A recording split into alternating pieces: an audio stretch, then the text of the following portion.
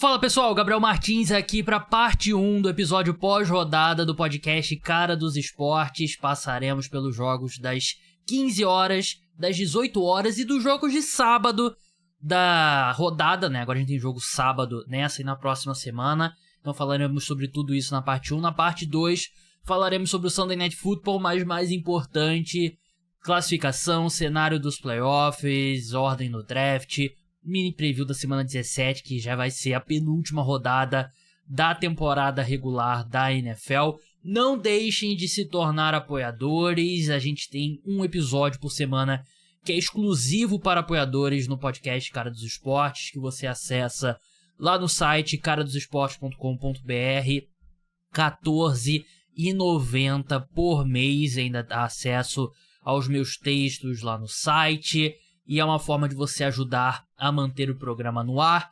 Então é isso, calendário nas próximas 2 semanas, teremos Natal e Ano Novo nas próximas 2 semanas. A gente vai ter esse episódio que vocês estão escutando. O programa volta no dia 26 de dezembro, na quinta-feira, falando sobre os jogos da rodada do dia 25. A gente vai ter rodada da NFL no dia 25. Dia 27, sexta-feira, vai ter o episódio sobre NBA no feed aberto. Na próxima semana vai ter o episódio pós-rodada da semana 17, normalmente. E no dia 2 de janeiro, que acho que é quinta-feira, né? Quinta-feira, vai ter um episódio sobre NFL exclusivo para apoiadores. E aí, a partir do dia 6 de janeiro, a gente volta à programação normal. Dado os recados, vamos ao programa. Vamos começar pela vitória do Washington Commanders para cima do Philadelphia Eagles, 36-33. Um jogo bem bizarro, no qual o Washington Commanders teve 5 turnovers, 2 interceptações lançadas pelo Jayden Daniels, 3 fumbles, 2 do Brian Robinson, running back, 1 do Duane Brown, o wide receiver.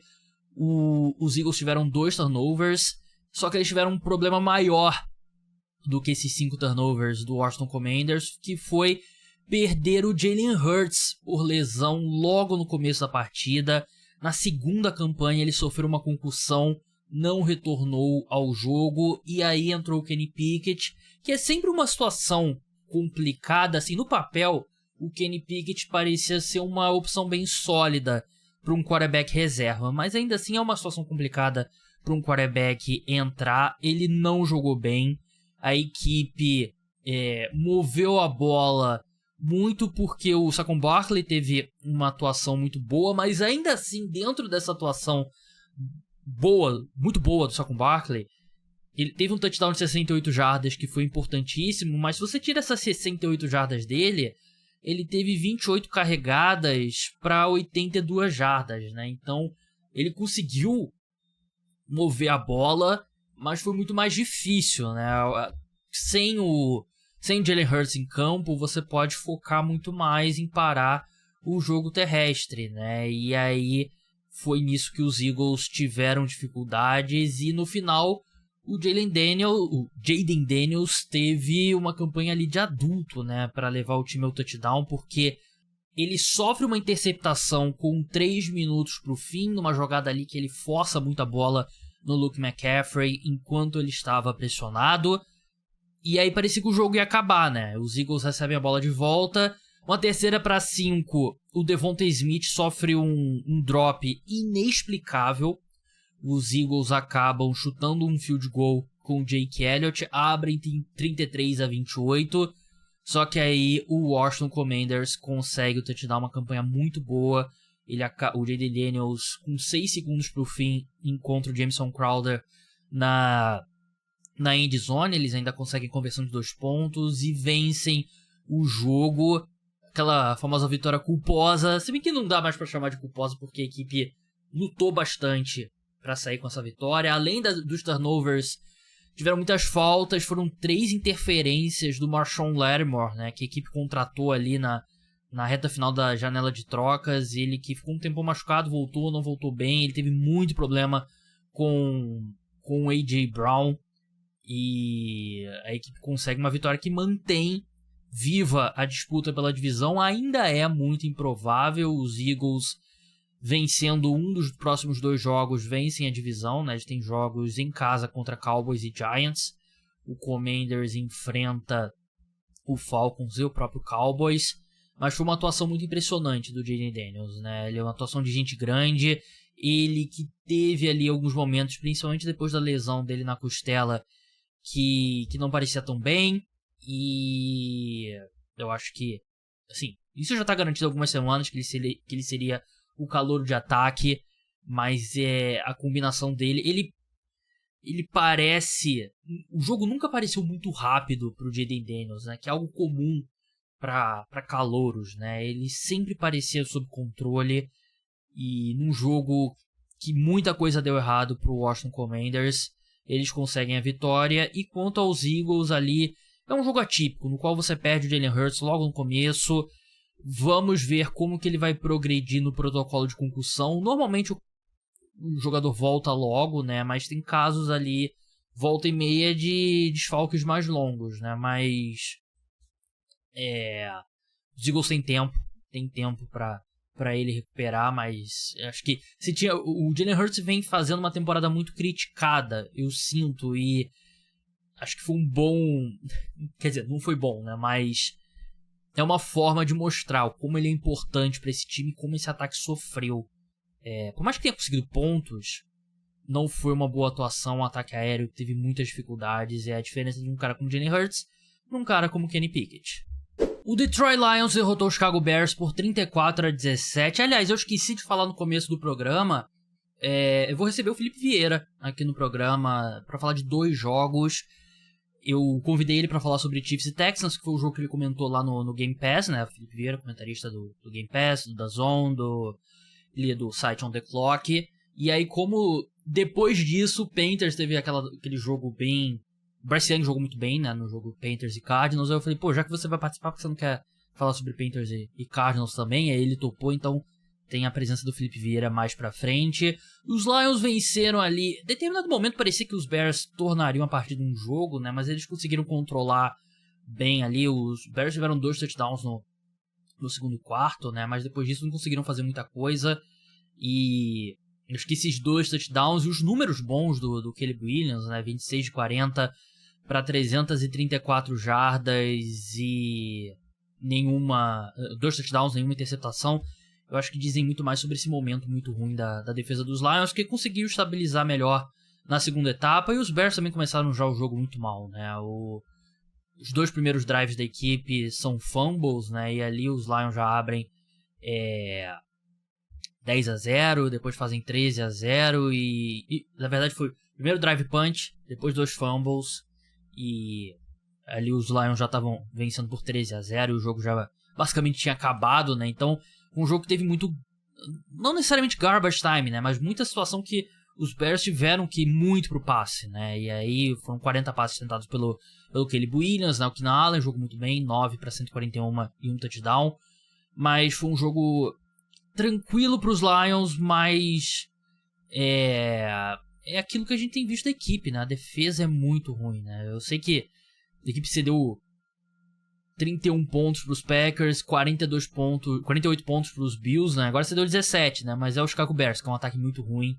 E esse ataque parecer funcional já é um sinal bem negativo aí pra essa defesa dos Lions, né? Foram, se eu não me engano, no intervalo os 2 times tinham combinado pra 500 jardas, né? Do que é muita coisa. E méritos aí pro Jameson Williams, que apareceu num passe muito bonito de 82 jardas. Quer dizer, o passe não foi de 82 jardas, né? Mas o touchdown no final foi de 82 jardas do Jared Goff pro Jameson Williams. Amon-Ra St. Brown jogou bem. O ataque terrestre da equipe eu senti que teve um pouco mais de dificuldade ali em situação de poucas jardas, com a ausência do Dave Montgomery. Mas o Jahmyr Gibbs é um excelente running back. Não acho que vai fazer tanta falta assim o Dave Montgomery. Vitória para os Lions, que com a derrota dos Eagles respiram um pouco mais aliviados, mas nem tanto, porque na próxima rodada, na verdade na outra, né? Eu tinha feito confusão. Na última rodada vai enfrentar o Minnesota Vikings, que venceu nessa semana 16 e continua ali dando luz alta no retrovisor do Detroit Lions. O Cincinnati Bengals derrotou o Cleveland Browns por 24-6 e continua vivo na disputa pela vaga aos playoffs. Os Browns, que tiveram Dorian Thompson-Robinson como titular, né? O James Winston machucado não jogou e eu sinto que foi... Os Bengals nunca conseguiram abrir uma grande vantagem, mas também nunca pareceram ameaçados de fato pelo Cleveland Browns, né? Os Browns tiveram um fumble na linha de 1 jarda logo na primeira campanha, né? Que, assim, a defesa dos Bengals é péssima. Eles cederam ali as jardas, mas ali no final ele acaba sofrendo o fumble recuperado pelo Cincinnati Bengals. E mais um excelente jogo do Joe Burrow. Estende a sequência dele de jogos com 250 jardas e pelo menos 2 passes para touchdown. Eu gostaria que o Cincinnati Bengals fosse aos playoffs, né? Porque seria aquele time que ninguém iria querer enfrentar, porque tem o Joe Burrow, tem o Ja'Marr Chase, mas a defesa é tenebrosa. A defesa dos Bengals é um problema seríssimo e acho que os Bengals jogaram no lixo a melhor temporada do Joe Burrow na carreira dele, né? Eu até coloquei no podcast de meio de semana, né, no exclusivo para apoiadores, quando a gente falou sobre top 5 para MVPs, ele tá no meu voto, né? E você não pensa muito em MVP de um time que tá ali com chance matemática ainda de chegar na pós-temporada, mas ele vem fazendo um ano realmente espetacular. E o fato mais relevante desse jogo é que no intervalo os Bengals fizeram uma promoção, né, com algum patrocinador de pizzas, que eu não sei qual a marca. Eles botaram um garoto pra chutar um kick, acho que sortearam, né, alguma pessoa que tava no estádio. Botaram ele pra chutar um field goal ali não era um field goal muito curto não, era um field goal ali de umas 35 jardas, 40 jardas, eu não sei exatamente. E se ele acertasse, todo mundo no estádio ia ganhar uma pizza, e ele acertou o chute, né? Então foi bastante clutch. O cara que tava até com a camisa do Evan McPherson, né? O kicker machucado dos Bengals. Mas é sempre legal esses momentos, né? Ele estou de bico ali e acertou o chute. O Indianapolis Colts derrotou o Tennessee Titans por 38-30. Um jogo que os Titans até começaram na frente, mas depois os Colts vieram atropelando.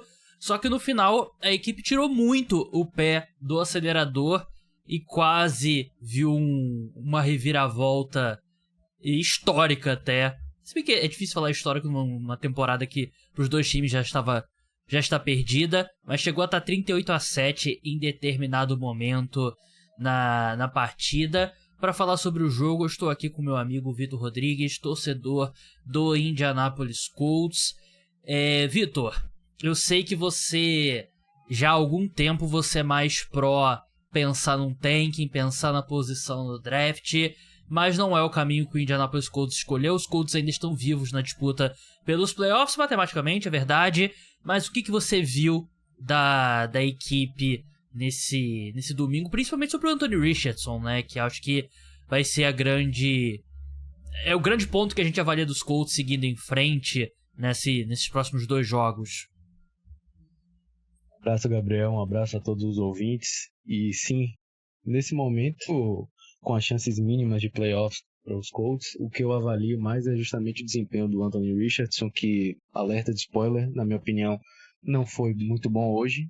O Shane Steichen abdicou do passe no segundo tempo, porque o Colts já abriu uma vantagem muito grande, com a atuação muito forte do Jonathan Taylor pelo chão. Foram mais de 200 jardas, 3 touchdowns, foi um jogo, uma performance muito boa dele, para compensar ou não o que ele fez na semana passada, né, o fumble antes de entrar na endzone. Mas voltando ao Anthony Richardson, ele teve interceptação, errou passes fáceis, completou outros passes que são mais difíceis, ou seja, foi um jogo com a cara do Anthony Richardson, completamente inconsistente. Foram menos de 10 tentativas de passe, Gabriel, se eu não me engano, você pode me confirmar 11. aí. 11 tentativas de passe, então muito difícil avaliar. O Shane Steichen, como eu falei, abandonou o jogo aéreo e é muito difícil para a gente avaliar a performance do Richardson se o Indianapolis Colts optar por fazer esse tipo de chamada. Mas falando do jogo, o Tennessee Titans é uma verdadeira bagunça. Eles têm uma defesa boa na teoria e foi trucidada pelo Jonathan Taylor e pelo plano de jogo do Indianapolis, mas voltou para o jogo porque a defesa dos Colts faz isso. A defesa dos Colts acaba jogando de uma maneira muito soft, uma maneira muito branda, não gira a faca que nem o Maestro Júnior manda e acaba trazendo os adversários de volta para a partida. Acho que era o plano dos Colts entrando nessa partida, vamos correr com a bola, e aí quando o time sai na frente, aí só reforça, né? Foram 50 carregadas para 335 jardas, né? E 4 touchdowns corridos, né? Um do Anthony Richardson, 29 carregadas para 218 jardas e 3 touchdowns do Jonathan Taylor, né? Que, como o Vitor falou, né? Não se redime porque você vence aquele jogo contra o Denver Broncos, a equipe tá numa situação completamente diferente hoje, pensando em wild card, mas foi até engraçado que ele correu com as mãos segurando a bola até o final da endzone em todos os touchdowns, né? Pelo menos parece ter aprendido com erro. Vitor, muito obrigado pela participação e até a próxima. Até a próxima. O Atlanta Falcons venceu com tranquilidade o New York Giants por 34-7. Primeiro jogo do Michael Penix como titular dos Falcons e ele foi ok, né? Ele protegeu a bola bem melhor do que o Kirk Cousins, né? Que já é suficiente, porque o Cousins vinha lançando um caminhão de interceptações. O Michael Penix lançou uma interceptação, é verdade, e vocês sabem o que eu gosto de falar, né? Cada interceptação não é feita igual, e é uma das interceptações com menor culpa do quarterback que eu já vi, né? Porque, sim, me leva a uma coisa que eu tenho que falar com dor no coração, né? O Kyle Pitts, né, gente? O que o Kyle Pitts tá fazendo? Basicamente foi um passe curto, perfeito do Michael Penix pro Kyle Pitts. A bola na mão dele, um pouquinho atrás talvez, e o Kyle Pitts, ele basicamente toma... Eu não lembro qual foi o defensor do New York Giants que interceptou. Foi o Cordell Flott. Toma, Cordell Flott, tá aqui a bola. Ele deu a bola na mão do cara, né? Foi bizarro. Ele tenta ali... A bola foi um pouco atrás do Kyle Pitts, é verdade. Aí ele se enrola ali. Era pra ele ter feito a recepção. Aí ele joga a bola meio um pouquinho pro alto, que cai no colo do defensor dos Giants. Mas no geral, o Michael Penix fez a bola andar um pouco melhor do que vinha andando com o Kirk Cousins. A equipe correu muito mais com a bola também, muito por conta da situação do jogo, né? Que a equipe saiu na frente. Tudo bem, os Giants saíram na frente, depois eles viraram e ficaram o segundo tempo inteiro na frente. O Drew Lock lançou, foram 2 pick six, foram 2 interceptações, agora eu não lembro se as 2 foram pick six, né? Foram uma no primeiro tempo, outra para abrir o segundo tempo. E falar o que dos Giants? Tenho que falar do New York Giants. Vitória que mantém os Falcons vivos ainda na temporada. O Los Angeles Rams derrotou o New York Jets por 19-9, o jogo que foi em Nova York. Muito frio em Nova York. Não é o ideal para um time como os Rams, né, de uma cidade mais quente de Los Angeles. Isso se traduziu numa dificuldade bem grande do ataque aéreo, na minha opinião. O ataque aéreo dos Rams. Stafford não teve um grande jogo e os Rams fizeram ali o suficiente para vencer a partida. E eu estou aqui com o meu amigo Rafael do Brasil Rams, setorista do Los Angeles Rams aqui no podcast.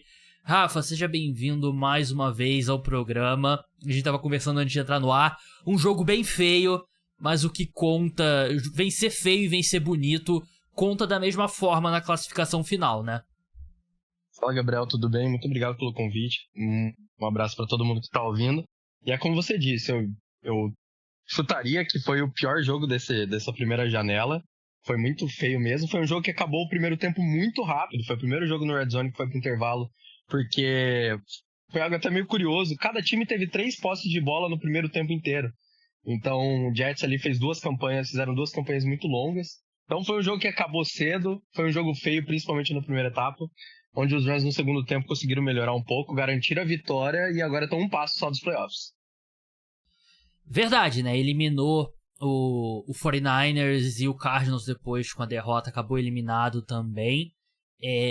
O que do outro lado, né? O New York Jets, o que você achou? O ataque vinha mostrando alguns sinais positivos. Você, como alguém de fora, você acha que o desempenho do Rodgers nesse domingo muda a equação pro retorno ou não dele na próxima temporada?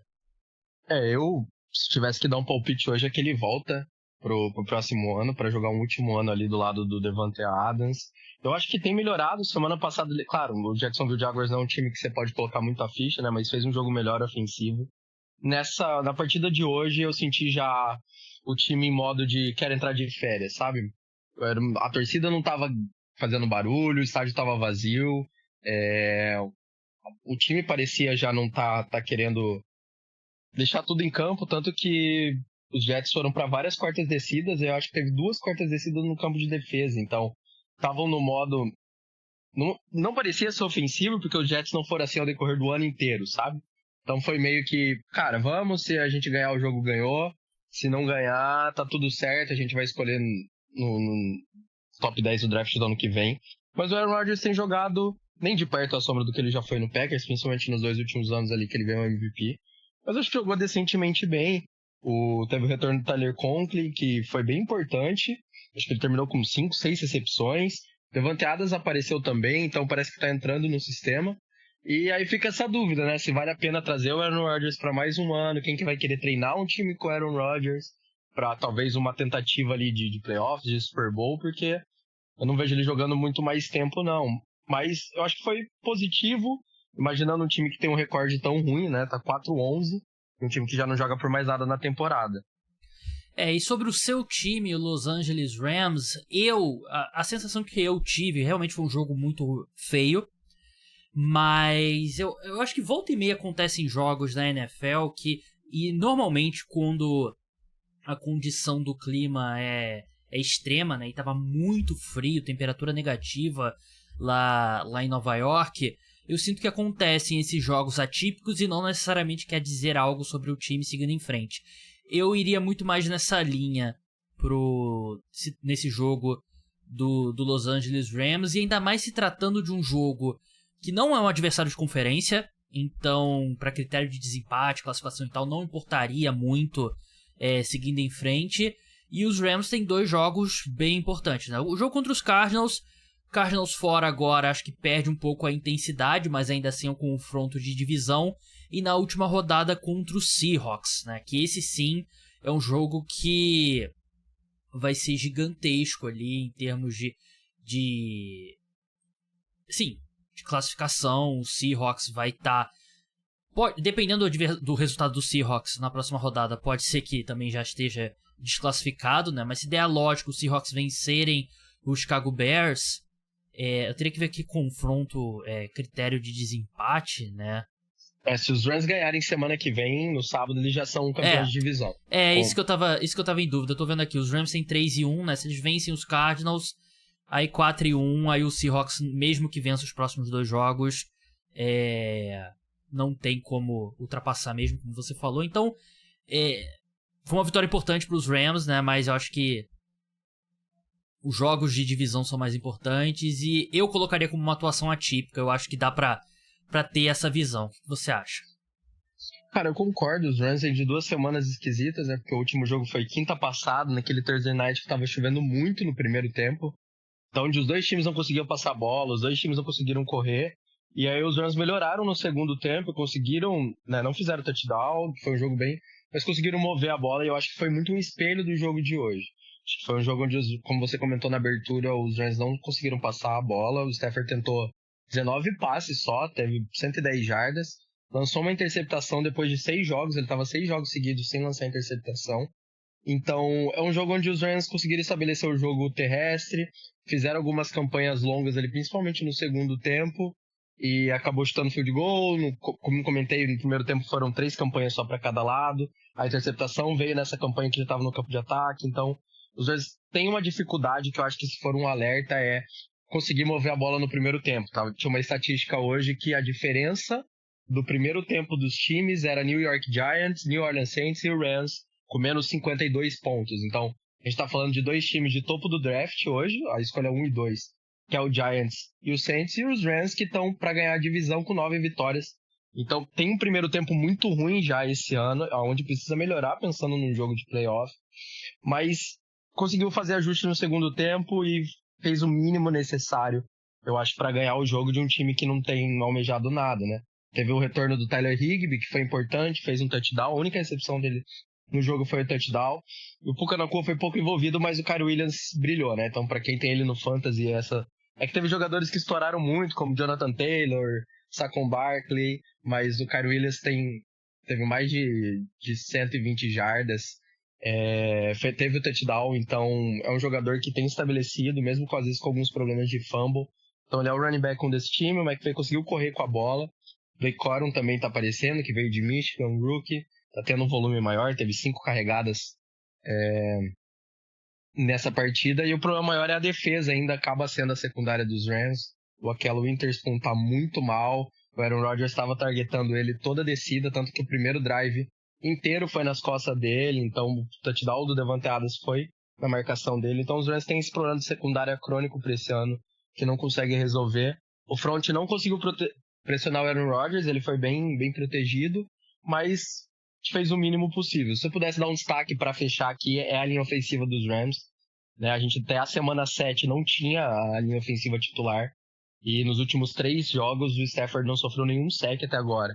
A gente tá falando ali de uma defesa ok, né, do Jets, alguns desfalques, mas uma defesa boa, uma defesa do 49ers valendo a temporada na quinta-feira passada, então o Stafford tá sendo bem protegido, e isso impacta no jogão que ele teve contra os Bills, por exemplo, e nas últimas 2 vitórias agora. Os Rams estão 8-2 depois da bye, e 4 vitórias seguidas, então é um time que tá quente, um time que pode surpreender ali no playoff, ganhar um jogo de wild card, acho que no máximo bater numa final de conferência, mas é um time que ainda não tá no nível para brigar com o topo da NFC. Muito obrigado, Rafa, pela participação. Sigam ele lá no Brasil Rams no Twitter. Cara, um abração. Sinto que falaremos mais vezes ao longo dessas próximas semanas, porque os Rams parece que estão ali na briga, mas um grande abraço e até a próxima. Valeu, muito obrigado pelo convite, tamo junto.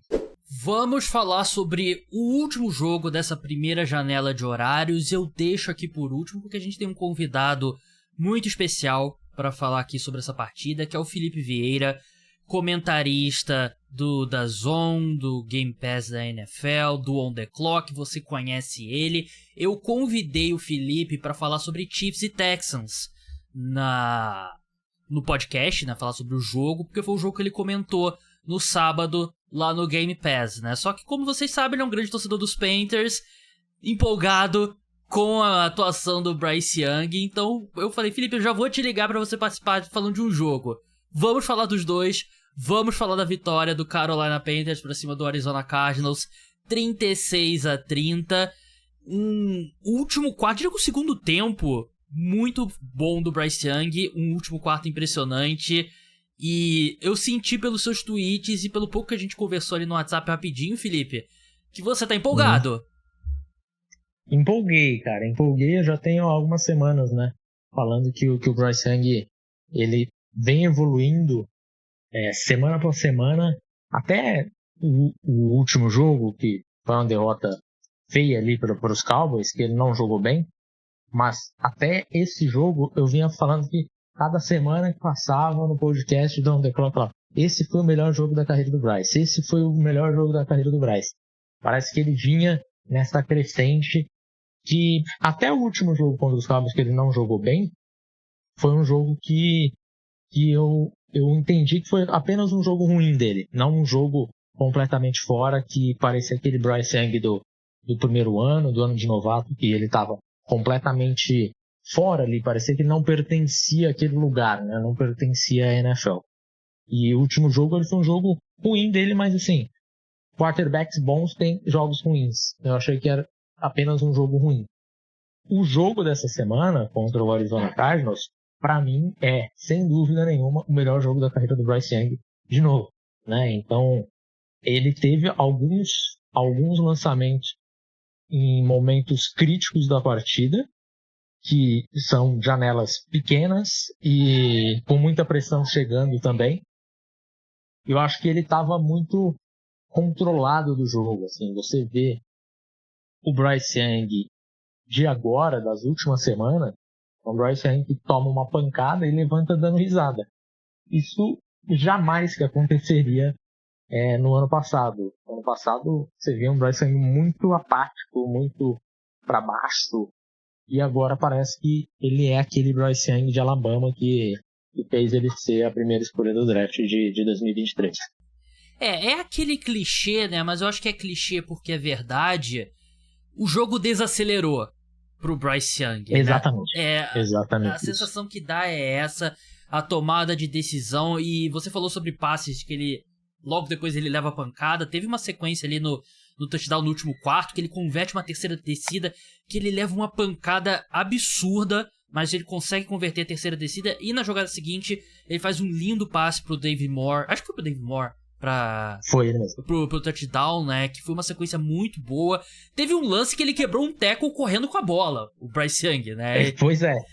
Pois é. O negócio isso até é uma coisa muito surpreendente, assim, do Bryce. E sempre foi surpreendente, até no ano de novato dele, porque no ano de novato ele já tomava muitas pancadas.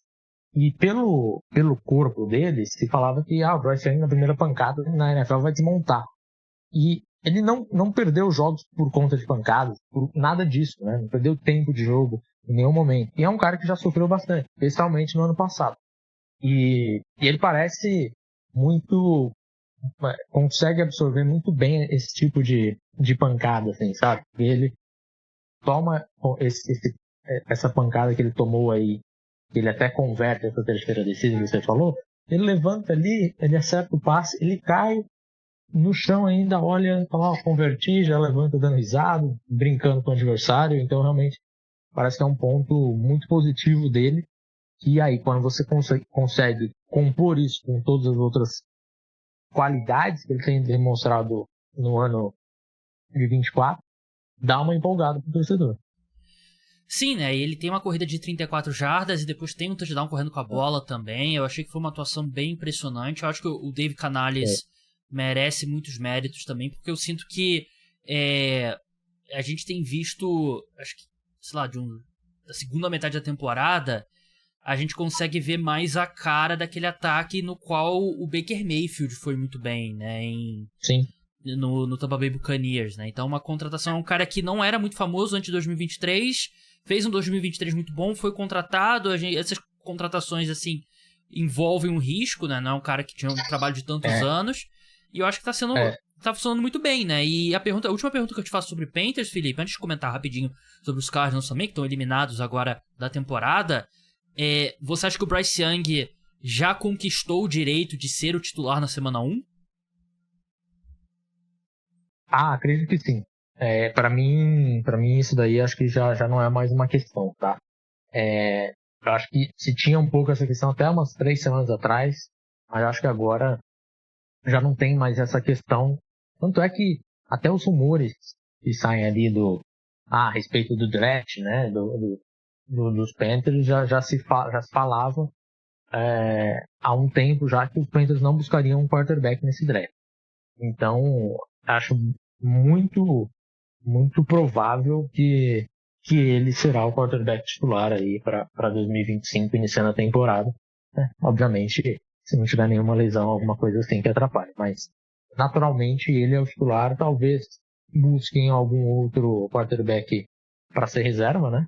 Porque o Andy Dalton acaba o contrato dele, então pode ser que busquem mais algum veterano. Mas acho que é isso, buscar um quarterback para ser reserva, não para disputar a posição com o Bryce. E sobre o Cardinals, rapidinho, né? Acho que foi uma atuação que a equipe deixou a desejar. É complicado, porque se você... Antes do início da temporada, o Cardinals ter 7 vitórias nesse estágio do ano, acho que era dentro do esperado, até seria considerada uma temporada positiva, né? Mas é uma equipe que chegou a ter...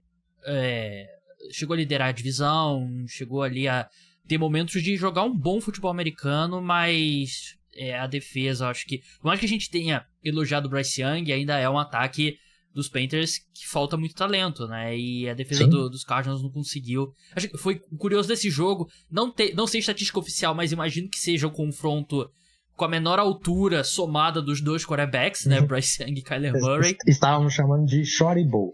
Short Bowl. Faz sentido. O pessoal, teve até um reply que eu recebi, um seguidor falando, imagino que lá atrás, antes da era Super Bowl, né, quando tinha pessoal que nem passava a bola direito e tal, não sei o que, de repente teve mais gente mais baixa, né, mas enfim. É uma forma negativa de terminar a temporada, mas eu sinto que, no geral, a temporada dos Cardinals, tendo em vista o que a gente esperava antes do ano, acho que tá meio dentro do esperado, ainda é um time que oscila muito e... Exato. E acho que não tem muita gente... Não sei se tem muita gente falando em voz alta isso. Temporadazinha... Quer dizer, baita decepção Marvin Harrison Jr., né? Como calouro, né? Não conseguiu ter o impacto esperado. Não. Eu acho que hoje ele não...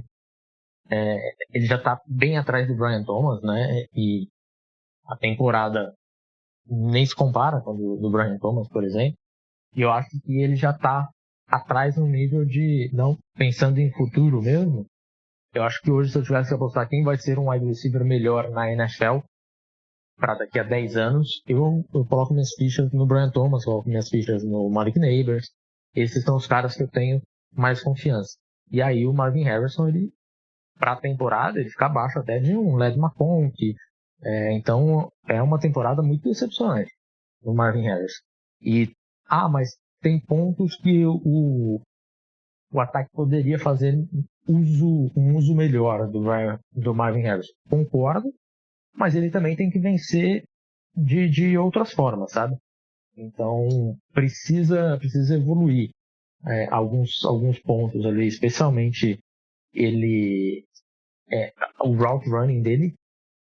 Ele não tem conseguido vencer de forma horizontal, assim, sabe? Isso me preocupa um pouco. O Marvin Harrison é uma temporada bem abaixo dele. Eu acho que eu concordo com você com o que você falou a respeito dos Cardinals.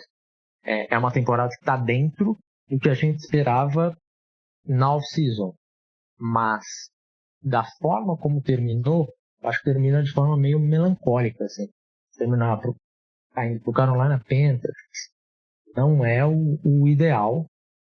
Alguns erros um pouco grosseiros assim em algumas partidas. O jogo de hoje demorou muito para entender que o Carolina Panthers é só correr com a bola.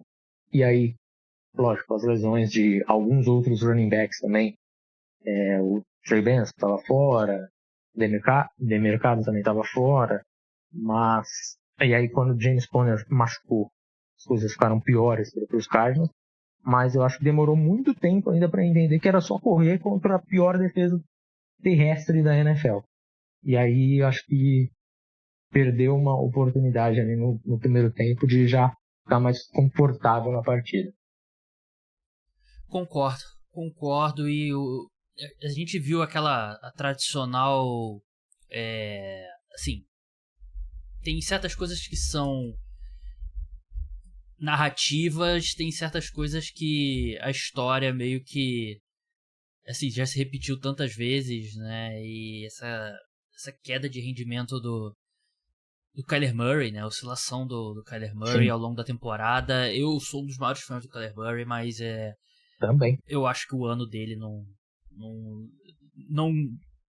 eu acho que eu penso menos do Kyler Murray agora do que eu pensava na última off-season. E pra encerrar Bryce Young, né? Eu lembro que antes do draft de 2023 eu recebi o Felipe no podcast pra gente falar sobre quarterbacks. Tanto eu quanto ele, a gente preferia o Bryce Young, né, ao CJ Stroud. Claro que eu gosto muito dessa coisa do imediatismo, né? Eu já tava brincando lá que os Panthers roubaram os Bears na troca, né? Os Texans cometeram um grande erro de não tentar subir pelo Bryce Young, né? Selecionar o CJ Stroud. Eu gosto muito desse imediatismo, não vou tão longe, mas o que o Bryce Young tem feito nas últimas semanas é muito mais em linha do que o que a gente esperava, né? Dele saindo na Universidade de Alabama. Vou aproveitar que eu tô com o Felipe aqui e vamos passar para os jogos de sábado, né? Antes da gente ir para os jogos do segundo horário, a gente teve 2 jogos nesse sábado. O primeiro deles, o Felipe comentou lá no DAZN, né, no Game Pass da NFL. O Kansas City Chiefs derrotou o Houston Texans por 27-19. Um jogo que, infelizmente, né, um jogo que os Texans encostam no placar. E aí tem aquela lesão horrível do Tank Dell que tirou totalmente o gás ali do Houston Texans ali para tentar uma reação maior do que aquela. O CJ Stroud não vinha fazendo jogo, lançou 2 interceptações, mas é mais um jogo que os Chiefs vencem sem encantar, e a partida eu acho que muda totalmente de cara. Os Texans meio que morrem junto com aquela lesão feia do Tank Dell que tá fora da temporada. Aquela lesão foi muito impactante pro CJ Stroud, né? Ele comentou depois que o Tank Dell é o melhor amigo dele, não só do time, mas nos últimos anos ele tem sido o melhor amigo dele, ponto. Tanto é que tanto é verdade que se a gente lembrar no draft, o CJ Stroud, ele já faz campanha, assim que ele é draftado, ele já faz campanha pelo Tank Dell. Então, ele já tinha uma certa amizade de antes de serem profissionais, né? Então, dá um impacto muito grande pro CJ Stroud. Não fez um bom jogo, 2 interceptações bem bizarras ali do Stroud. Mas eu vou te falar uma coisa. Esse Kansas City Chiefs, ele não precisou pisar muito no acelerador nesse jogo. Eu acho que foi um jogo que ficou, de certa forma, controlado. Quando poderia sair um pouco do controle, foi justamente o touchdown do Tank Dell. Logo depois, acho que aí o CJ Stroud se perdeu um pouco também, né? O mental do time abalou um pouco. E aí os Chiefs conseguiram controlar o jogo, voltar assim para um momento que eles ficaram tranquilos ali na partida. É um placar que eu acho até um pouco enganoso. Acho que os Chiefs poderiam ter marcado até mais pontos aí, né? Tirar essa narrativa não faz mais do que 30 pontos, não fez nenhum jogo mais do que 30 pontos. Eles poderiam ter tirado essa narrativa logo, mas não precisaram. Então foi um jogo tranquilo aí para o Kansas City Chiefs. E você olha para esse time e fala, nossa, mas esse time tem muita sorte. Mas tá ganhando, é um time que pega um time que é mais frágil.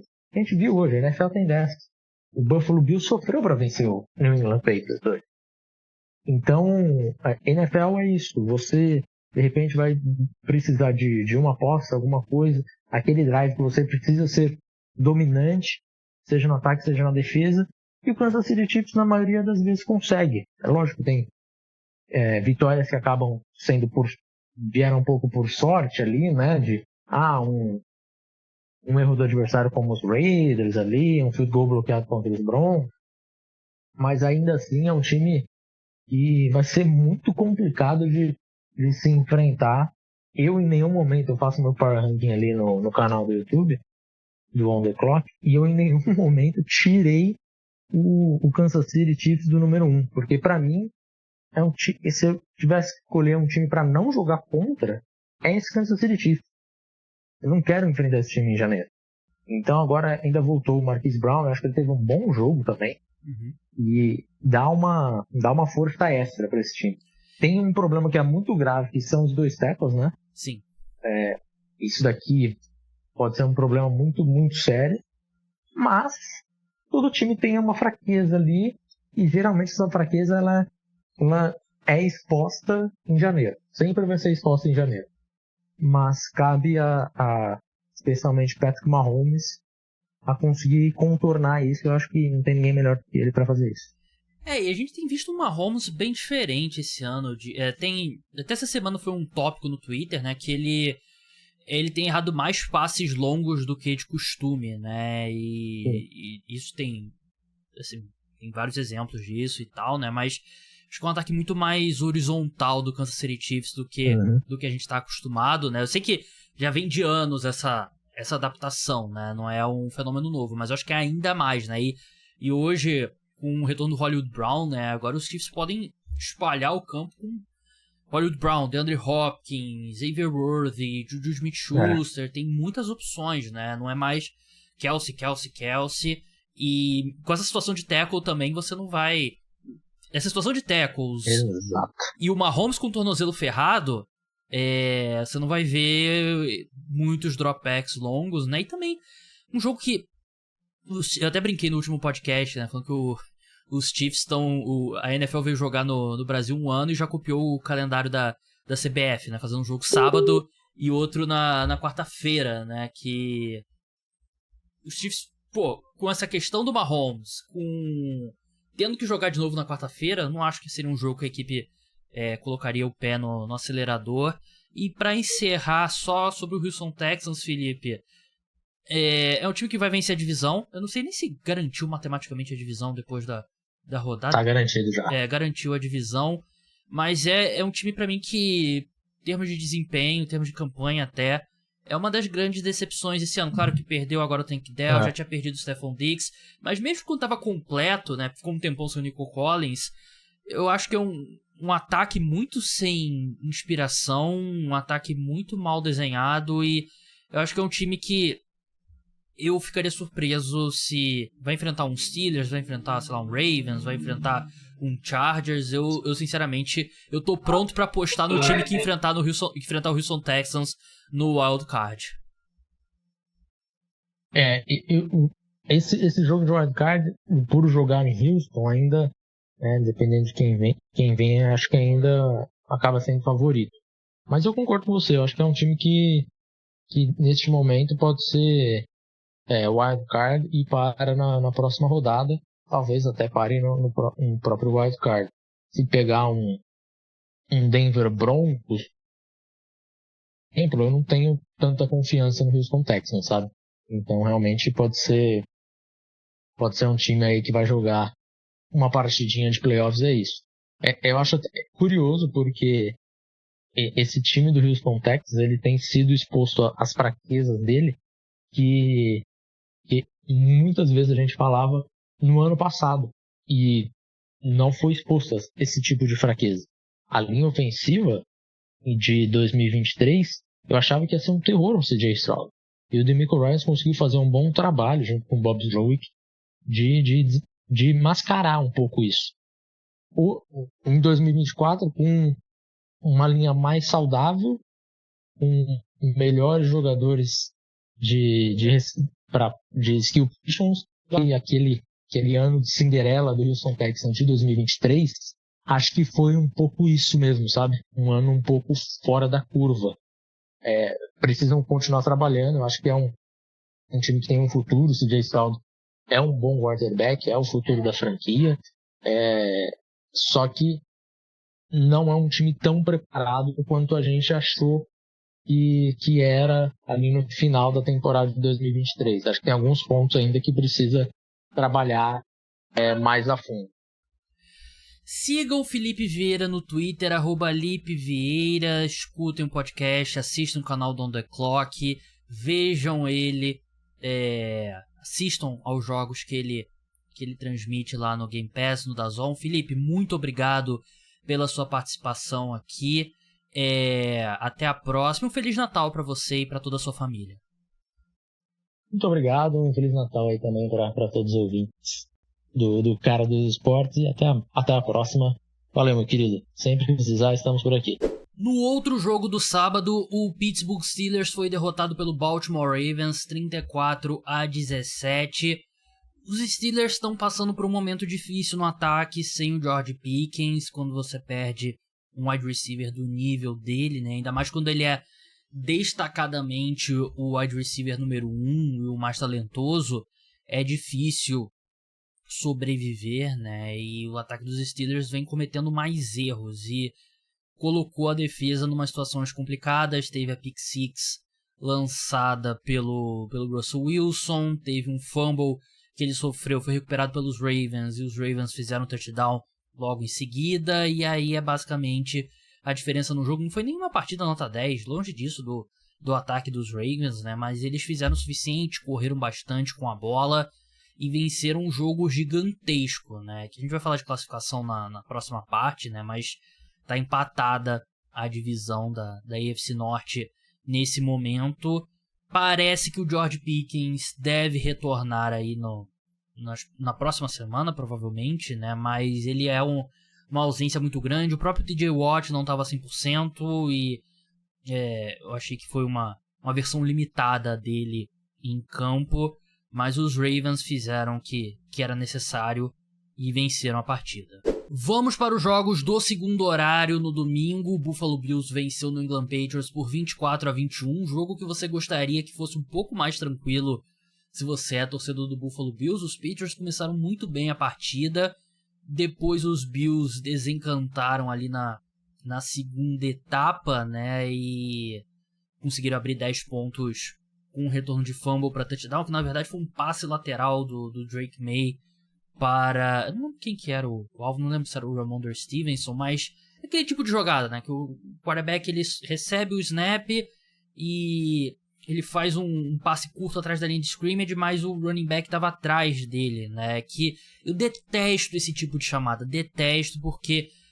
Claro que foi o pior cenário possível, né? Ele sofreu um fumble que acabou sendo retornado para touchdown, né? Mas eu acho que o risco do passe cair, sofrer um drop e tal, e aí é um fumble, né? Porque é um passe para trás, é muito grande. Eu acho que não compensa o benefício, né? E ali os Bills abrem 10-0. Os Patriots ainda conseguem fazer um touchdown no final, mas ali depende de um onside kick, que até foi um bom chute de onside kick do Joe Sly, mas os Bills recuperaram e venceram.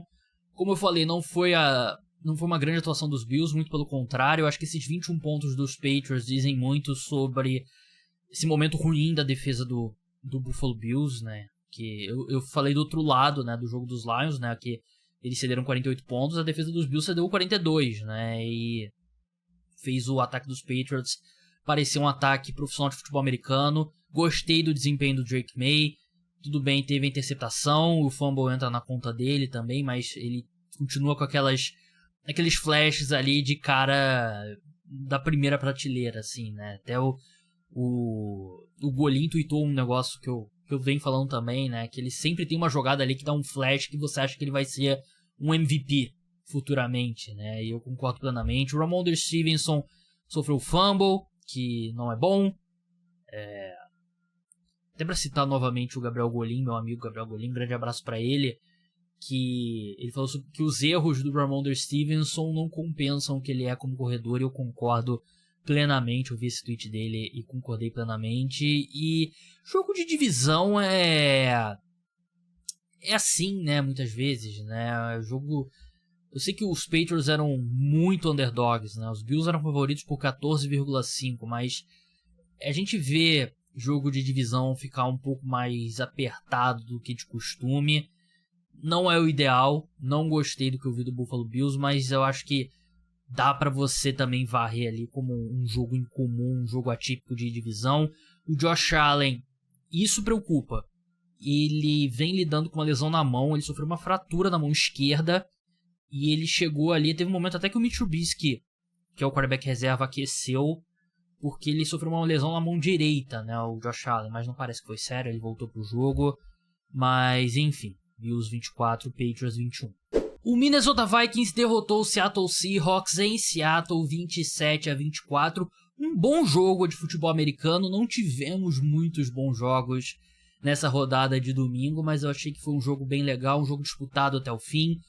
No final da partida, os Seahawks se veem obrigados a chutar um field goal de 60 jardas, que não chega lá, né, depois de um touchdown. Eles viram o jogo para 24-20. O Sam Darnold leva a equipe a mais um touchdown para botar o time na frente novamente, né, com um passe muito bonito pro Justin Jefferson, um touchdown de 39 jardas, 27-24. Aí os Seahawks, o Dino Smith sofre um sack que ele não deveria e coloca o time numa posição de chutar um field goal muito longo de 60 jardas, que a equipe erra. Os Vikings até são obrigados a irem pro punch, mas na campanha seguinte ali, modo desespero de Dino Smith, ele é interceptado. Uma jogada que eu achei que o DK Metcalf meio que desistiu na rota, né? Eu acho que pela reação do Dino Smith, ele saiu muito puto, me leva a crer que foi erro do Dino Smith mesmo. E a equipe vence o jogo. Ele lançou outra interceptação, o Dino Smith, que foi interceptado pelo Dallas Turner, né, de rusher, calouro da equipe, que é a merda de enfrentar essa defesa do Brian Flores, né, que tem a de rusher voltando para cobrir passe e blitz de safety, blitz de cornerback. É uma defesa que mentalmente exige muito dos quarterbacks adversários, e exigiu do Dino Smith, que acaba com essas duas interceptações. Eu acho que no geral ele fez um bom jogo, 3 touchdowns, 314 jardas. O jogo que ele não estava 100%, né? Ele era dúvida ao longo da semana com uma lesão no joelho. Enquanto o Sam Darnold fez mais um excelente jogo, 22 de 35, 246 jardas, 3 touchdowns. Justin Jefferson foi incrível mais uma vez. O Sam Darnold Até foi um reply que eu recebi, eu não lembro agora a arroba da pessoa, né? Que eu comentei sobre a decisão que os Vikings têm a tomar, né? Sobre o Sam Darnold. Ele é um free agent, a equipe investiu alto no J.J. McCarthy no último draft. E esse meu seguidor, ele falou, pra mim é como o Daniel Jones, né? Os Giants cometeram um erro ao renovar com o Daniel Jones. Eu não acho que os Vikings deveriam cometer o mesmo erro. Só que eu acho que é bem diferente. Eu vi aquela temporada bem de perto do Daniel Jones, estou vendo essa temporada bem de perto, e o Sam Darnold está num patamar muito acima de desempenho em relação ao Daniel Jones. Eu acho que é uma decisão que os Vikings precisam tomar mesmo, né? Ele vai ter um mercado, o Sam Darnold. A questão é, se você assina com o Sam Darnold, vai ser o contrato, no mínimo o contrato do Baker Mayfield, e vai ser um pouco mais e com uma... corrigido pela inflação, né, do salary cap. O Baker Mayfield assinou por 3 anos $100 milhões, né, que dá uma média aí de 33 milhões por ano. Eu acho que o Sam Darnold, menos que 35, eu não acho que ele vai custar, né? Só que quando você assina com ele por esse valor, você perde toda a vantagem financeira de você ter o J.J. McCarthy, né? E por melhor que o J.J. McCarthy seja, de cara ele provavelmente vai ser um cara... Sim, você espera que ele se torne um grande quarterback, mas não é realista que ele tenha uma temporada tão boa quanto esse 2024 do Sam Darnold, né? Então, você vai aceitar dar um passo para trás na posição? Então é uma situação bem única, bem complicada que o Minnesota Vikings estão, e essa derrota foi péssima para os Seahawks em termos de classificação, e a gente vai falar... A gente falou um pouco, né, quando a gente falou de Rams e Jets. A gente vai falar bem na segunda parte, quando a gente vai falar sobre classificação e cenário dos playoffs. O Las Vegas Raiders derrotou o Jacksonville Jaguars por 19-14, uma vitória que é péssima para a equipe, perde a primeira escolha geral do draft nesse momento. Um jogo de futebol americano que aconteceu, não deixem que te convençam do contrário, esse jogo aconteceu. Não foi uma simulação do Madden para testar se tá todo mundo prestando atenção na temporada. Com o Aidan O'Connell, pareceu um ataque de futebol americano profissional, esse time dos Raiders, apesar da defesa dos Jaguars ser um problema também. E foi um jogo assim, se dá para traçar um paralelo entre as duas equipes, esses dois times têm um grande calouro cercado de um monte de merda, né? Que é do lado dos Jaguars, o Brian Thomas, 9 recepções, 132 jardas e um touchdown nesse jogo. É o melhor wide receiver calouro da temporada, até por uma boa margem até. E tá fazendo um ano incrível. Do lado dos Raiders, o Brock Bowers, né? Mais uma vez, 11 recepções, 99 jardas.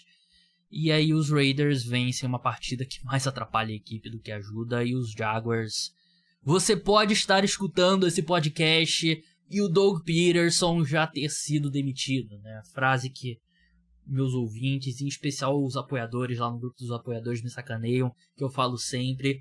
Mas vamos ver, de repente segunda-feira, de repente na parte 2 eu já vou estar falando da demissão do Doug Peterson, mas não tem muito o que falar desse jogo. Falando em jogos que não tem muito sobre o que falar, o Miami Dolphins venceu o San Francisco 49ers por 29-17, num jogo que os 49ers entraram em campo já eliminados, né? Com a vitória do Washington Commanders e com a vitória dos Rams, os 49ers estavam matematicamente eliminados e jogaram como tal. Jogaram como um time eliminado. O Miami Dolphins matematicamente está vivo ainda. Teve uma partida muito boa do Devon Achane, né? Tanto recebendo passes quanto correndo com a bola. Então ele ajudou a suprir a ausência do Jalen Waddle, né, que não jogou. O Tyreek Hill teve um touchdown, mas continua na temporada dele bem abaixo, né? Ele vem lidando com uma lesão no braço esquerdo também, que vem o atrapalhando. E do lado dos 49ers é a temporada dos infernos, né? Tudo que podia dar errado, deu errado para a equipe dos 49ers, né? E aí, acho que é bem condizente com a temporada eles entrarem em campo já eliminados, né? A cara desse time dos 49ers que, infelizmente pro torcedor dos 49ers, é um time que tem alternado, né? Uma ótima temporada e uma temporada pior, né? E isso tem muito a ver com a saúde do time, né? E esse ano realmente a equipe teve bastante azar em lesões, né? A equipe que chega no Super Bowl, perde para os Chiefs, aí no ano seguinte muitas lesões. Aí no ano seguinte lida com lesões, mas consegue se encontrar no final, mas perde para os Rams na final da NFC. No ano seguinte perde para os Eagles no Super Bowl. E no Super Bowl, desculpa, na final da NFC, né, aquele jogo que os quarterbacks da equipe se machucaram e tal. E ano passado chega no Super Bowl e esse ano parece que é o ano de lesões. Mas eu acho que assim, o cargo do Kyle Shanahan tá ameaçado? Não. Mas ele vai ter alguns questionamentos, e principalmente na montagem do elenco, né? Porque eles vão precisar pagar o Brock Purdy, você vai ter menos versatilidade, vai ter que tomar várias decisões sobre alguns veteranos, né? Como o Deebo Samuel e companhia. Então vai ser uma off-season bem agitada lá em São Francisco, e no próximo ano, né, sem ser esse próximo Super Bowl o outro, né, esse agora em Nova Orleans, que até mandar um abraço pro meu amigo Felipe Lawrence, recebeu a notícia de que o credenciamento dele foi aceito, ele vai estar lá, espero, em Nova Orleans, e aí o outro é em São Francisco. Vamos ver se a equipe consegue dar uma repaginada nessa off-season para de repente jogar em casa esse Super Bowl. Pessoal, muito obrigado a todos que escutaram. Parte 2 vai ao ar na segunda-feira de manhã, naquele esquema que vocês estão acostumados. Sunday Night Football, olhar a classificação da rodada, ordem do draft, cenário de playoffs e tudo mais, notícias. Então, um grande abraço a todos. Tchau.